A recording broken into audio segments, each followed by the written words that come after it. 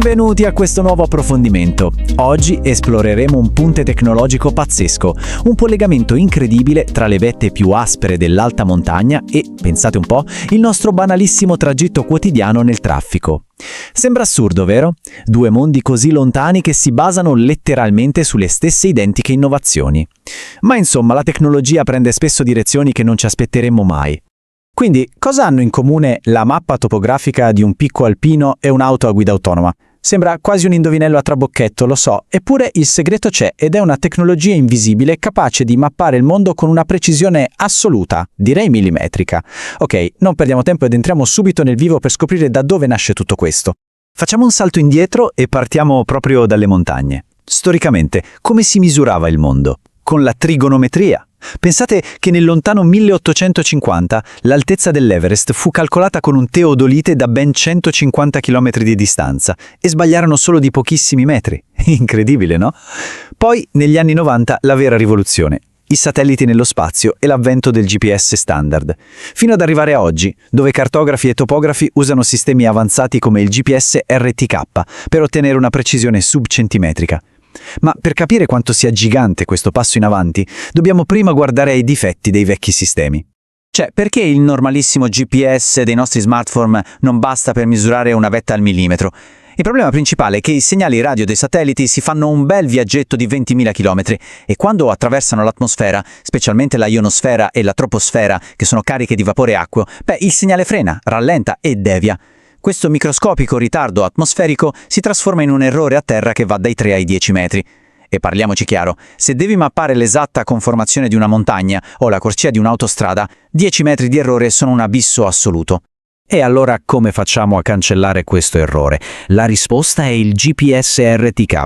Immaginiamolo come una danza perfettamente sincronizzata tra due antenne. Da una parte abbiamo una stazione base fissa, lei sa già esattamente dove si trova e calcola al volo l'errore satellitare in quel momento. Dall'altra c'è il rover mobile, l'antenna che il topografo si porta in cima alla montagna. La base trasmette subito i dati di correzione. Il rover riceve il segnale, sottrae il disturbo atmosferico e boom! Precisione al centimetro. Tra l'altro oggi esistono intere reti di stazioni fisse chiamate CORS che fanno questo lavoro per intere regioni in totale autonomia. Fin qui tutto fantastico per un singolo punto, ma se volessimo mappare un'intera montagna? È qui che entra in gioco la vera magia dei cartografi, il LiDAR. Parliamo di un metodo di telerilevamento che usa impulsi laser pulsati per misurare le distanze reali in 3D. Praticamente è come un radar, ma invece delle onde radio usa la luce. Il risultato? Una replica digitale del mondo pazzesca, super densa, che viene comunemente chiamata nuvola di punti o point cloud. E adesso tenetevi forte, perché questo è il vero superpotere del LiDAR. Immaginate un aereo che sorvola un bosco e spara giù fino a milioni di impulsi laser al secondo. Calcola la distanza basandosi sulla velocità della luce, circa 300.000 km al secondo. Ma la chicca assoluta sono i ritorni multipli. Funziona così. Il laser colpisce le cime degli alberi e questo è il primo ritorno. Poi alcune frazioni di luce passano tra le foglie, beccano i rami e generano i ritorni intermedi. Alla fine l'ultimissima frazione colpisce finalmente il suolo. Al computer i cartografi possono letteralmente spegnere i primi ritorni. Stradicano via l'intero bosco in un click per svelare sentieri dimenticati o linee di faglia direttamente sul terreno nudo. Ora cambiamo completamente scenario. Dalle vette alpine scendiamo in strada, nel mondo dell'automobile. L'Unione Europea ha introdotto normative di sicurezza severissime, scatenando un silenzioso ma potente terremoto nel settore. L'obiettivo? Il progetto Vision Zero, una direttiva ambiziosa che punta a eliminare totalmente le vittime da incidente stradale entro il 2050. Ma facciamo attenzione a un dettaglio burocratico che ha fatto letteralmente impazzire il mercato. C'è una sottile differenza tra omologare e immatricolare un'auto. All'inizio l'obbligo dei nuovi dispositivi di sicurezza valeva solo per le nuove omologazioni, cioè l'approvazione di modelli progettati da zero. Poi, improvvisamente, la legge si è estesa a tutte le nuove immatricolazioni, ovvero l'assegnazione fisica della targa. Risultato? Migliaia di auto nuove di zecca, già belle e pronte sui piazzali dei concessionari, sono rimaste intrappolate e invendibili perché non avevano a bordo gli ultimi ritrovati di sicurezza.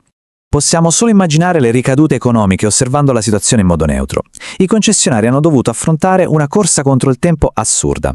Si sono messi ad autoimmatricolare le vetture a velocità record prima della scadenza, creando una valanga di auto a chilometro zero e perdendo enormi margini di profitto. Hanno dovuto sfruttare complesse deroghe di fine serie o, in casi estremi, esportare in blocco interi lotti di auto non conformi fuori dall'Unione Europea pur di non mandare in fumo l'investimento.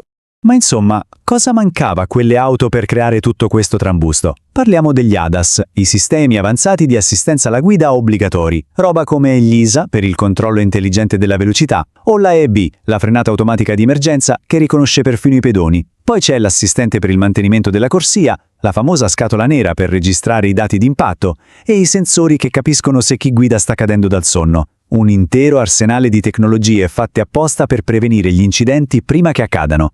E la cosa affascinante di questa immagine è vedere come un veicolo moderno si circondi di un vero e proprio scudo invisibile.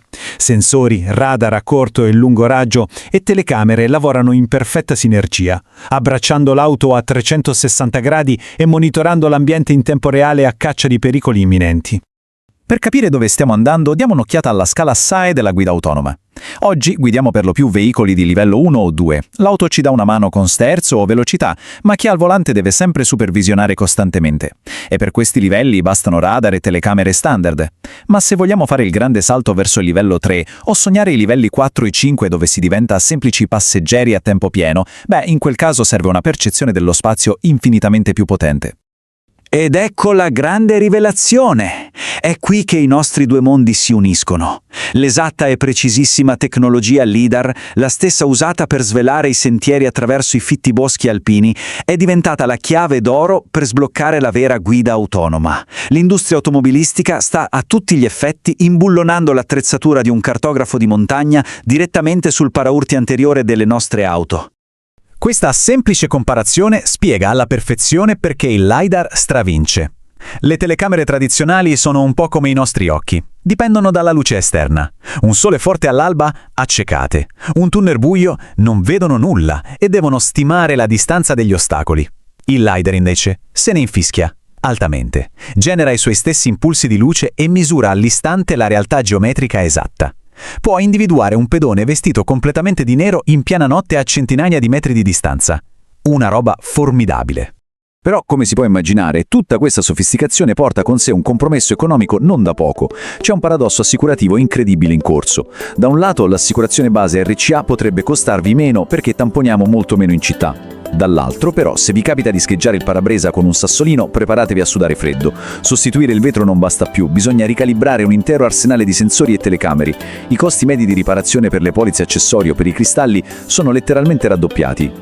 Quindi per concludere, mentre le nostre macchine si trasformano in potentissimi cartografi digitali rotolanti in 3D, c'è da chiedersi: siamo davvero disposti a sacrificare il fascino e l'economicità della meccanica semplice? Scambiare auto facili da riparare con dei costosissimi supercomputer su ruote, ma che di fatto sono macchine inschiantabili, progettate per salvarci la vita, è un compromesso che siamo pronti ad accettare? È decisamente uno spunto di riflessione enorme da tenere a mente la prossima volta che vi mettete alla guida, o magari mentre camminate su un sentiero di montagna immersi in un mondo mappato da laser invisibili. Grazie per essere stati con noi.